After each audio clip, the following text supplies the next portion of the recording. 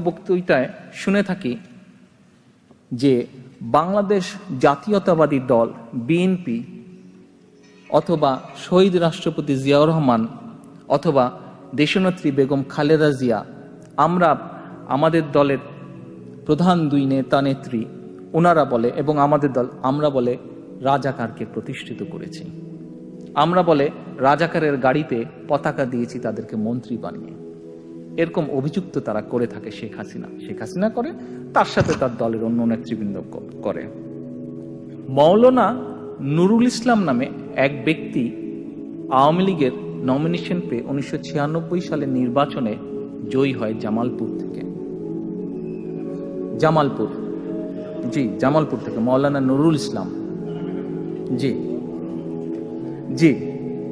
মৌলানা নুরুল ইসলাম 1971 সালে জামালপুর সরিষাবাড়ি এলাকার রাজাকার কমান্ডার ছিলেন তিনি।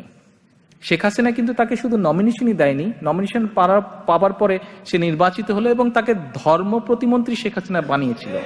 আচ্ছা আসেন, তার নেতৃত্বে রাজাকাররা ওই এলাকায় মুক্তিযুদ্ধ বিরোধী সকল কর্মকাণ্ড পরিচালনা করত। এই যে নুরুল ইসলামের নেতৃত্বে দৃশ্যপট 71 একটি বই আছে, 21 শতকের রাজনীতি ও আওয়ামী লীগ গ্রন্থ।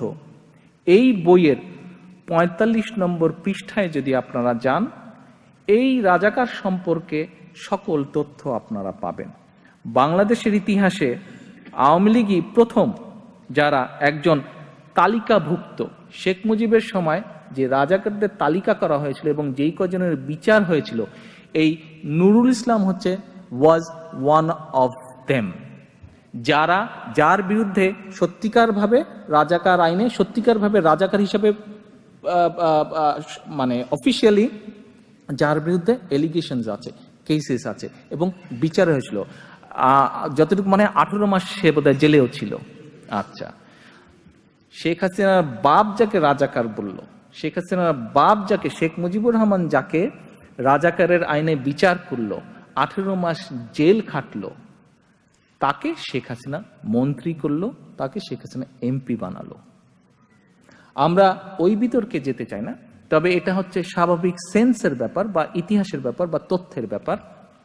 হ্যাঁ, আমরা দেশের ঐক্যের স্বার্থে শহীদ জিয়া বা দেশনেত্রী বেগম খালেদা জিয়া অন্য দলের কিছু ব্যক্তিবর্গকে ক্যাবিনেটে নিয়েছিলেন, মন্ত্রিসভায় সদস্য হিসাবে নিয়েছিলেন।